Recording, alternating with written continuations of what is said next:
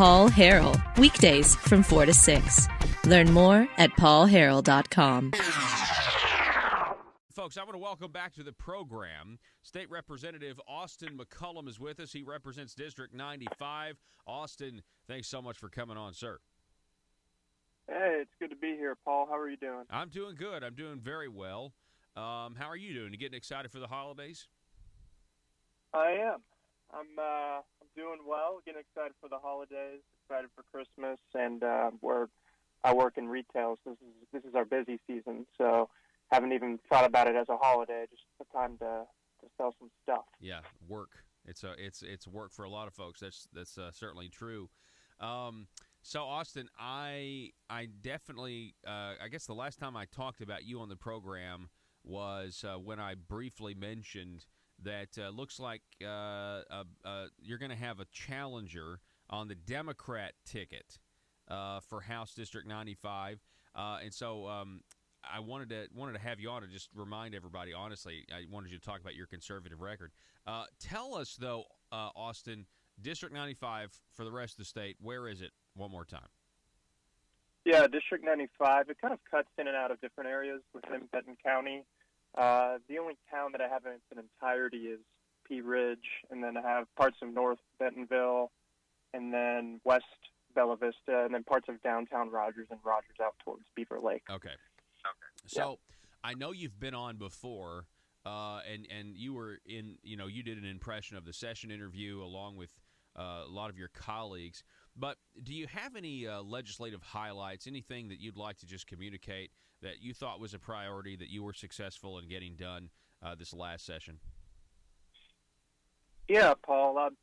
Probably, I had to just pick one legislative highlight from this past session that did our state a lot of good, was repealing the prevailing wage mandate. And this is a bill that I introduced on the House floor. Full transparency, it was actually a Representative Dotson-sponsored bill, as well as a Senator Bart Hester on the Senate side. But as you know, Representative Dotson was very busy at the time with school choice, and he was spending a lot of energy on that. So we kind of divided and conquered, and unfortunately with school choice, we didn't have the success that we wanted. But, that's another subject for another time, perhaps. But thankfully, I was able to introduce repealing the costly prevailing wage mandate. A lot of people, at the top of their head probably wouldn't be able to list out what the prevailing wage is. And it's essentially the hourly wage that is given out on state construction projects, municipalities, counties, state agencies, and higher ed. And I would call it, and I argued this on the floor, that it's a artificial floor on the price of labor, because kind of the way it works is the Department of Labor sends out a survey each year, and in the survey they're asking folks in every county what the going rate for each trade is for labor. What's that rate? And what happens is busy general contractors kind of look at it and just throw it off to the side, whereas usually the unions end up kind of jacking up the price of wage. And so really what you have is the union wage is what is being adopted as the prevailing wage in the state. And, I argued that it would be a good idea to repeal this for the simple reason that really taxpayers serve to get the best bang for their buck when they send their hard-earned dollars to the state. Yeah, no doubt. I mean, it's like, there's always a mentality out there that whether you're getting a government job, you hear about cousin so-and-so, he got a government job, he's set for life.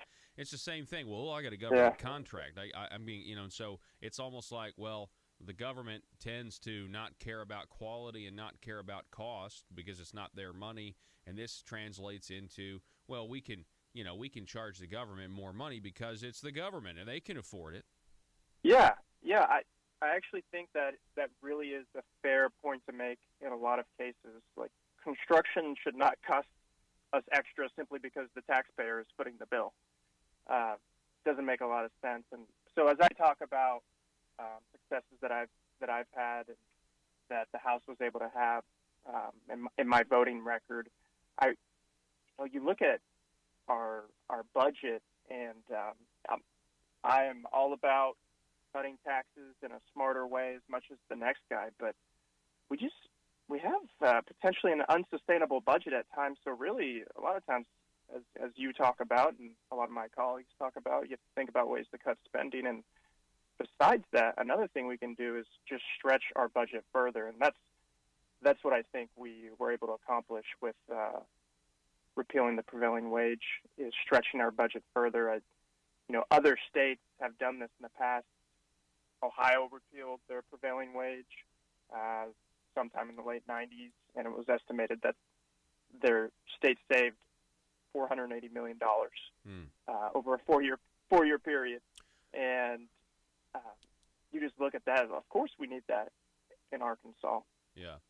Do you know? I'm curious because I think it's a great thing that you've done here, but I'm always wondering, so how did we get a prevailing wage law in the first place? It had to be some guy somewhere talking about fairness or something. I mean, I have no idea. That's just a guess out of the dark. I mean, what were their arguments? Why do the leftists think that this needs to be in existence? Yeah, so good question.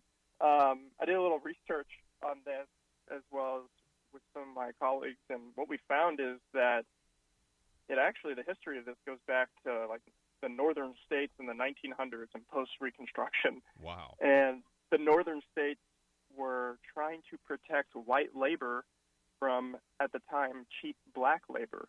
They were trying to keep those folks from coming up north. And so that's how they were adopting this wage. And, over time it kind of morphed into a union issue and so forth. And it just kind of like stuck around from that time. I had no idea. So it was kind of based in segregation, really, racism in a way. Yeah, as we unfortunately can see in a lot of circumstances in our country, some things were originally based in that racism, and over time they've turned into other things, and we've used other excuses to keep these types of things around. And now, no one was making the argument now that that's why we had it around, was because of racism. But really, there was no reason that the prevailing wage should have existed as long as it did in Arkansas. At least 21 states don't have any prevailing wage mandate at all. Yeah, I mean, that's good. I love that history, Austin, because that really is. See, that's the kind of stuff I can get behind a lot easier than I can get behind, the pomp and circumstance of, trying to separate Robert E. Lee and Martin Luther King, like it's going to really accomplish something. But anyway, tell us on their birthdays or whatever. What else? I remember something about SNAP work requirements, asset tests, things like that. What can you tell us about that? Yeah, so one of the things we're able to do, this is a bill that I introduced in public health, and thankfully it made all the way into law, is we restricted SNAP benefit waiver requests, work waiver requests, and that might sound backwards in a way, but really what you need to know is that because it's a federal program, as is the federal government requirement, is that you actually do have to have a work requirement to receive your SNAP benefits. But there is a rule that gives states the ability to ask for a waiver from that work requirement.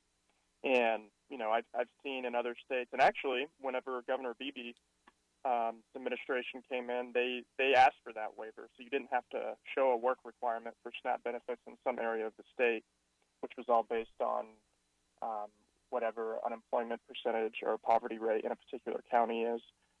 Thankfully, Governor Hutchinson, when he came in, he got DHS to switch that, where you did indeed, he got rid of the waiver. You did indeed have to show work as a requirement to benefit SNAP program. We just, we think work is a good idea.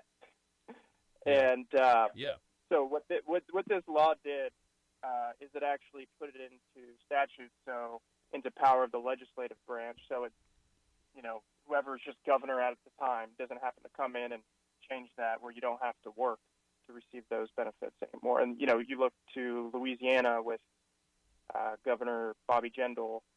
he did not seek the waiver. He said you have to work. But then as soon as their new Democrat governor, then one of the first things he did is he sought out the waiver. Yeah. So we just thought it was a good idea to put that into law. Yeah, I remember when Obama did that, and allowed that to happen. And, and it was good. I mean, it was good that Arkansas let that waiver expire and didn't try to go after another one. There's no doubt about that.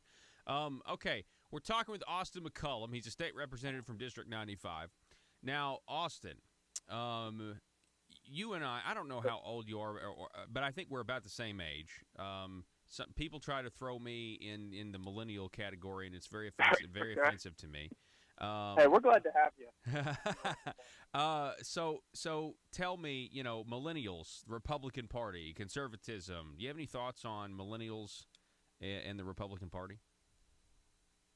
Yeah. So to kind of answer your first part, I'm 26 years old, so I would be, I guess, categorized as a millennial. Okay. I'm 33. I'm 33, so we're not as close in age as I thought. Okay, go ahead. Yeah, but oddly enough, I was at a millennial caucus get-together with other younger state legislators from across, and Representative Pilkington was there, and we were listening to some of these polls that they did with millennials in our country, and they said 58%, I think, of millennials said they viewed socialism favorably.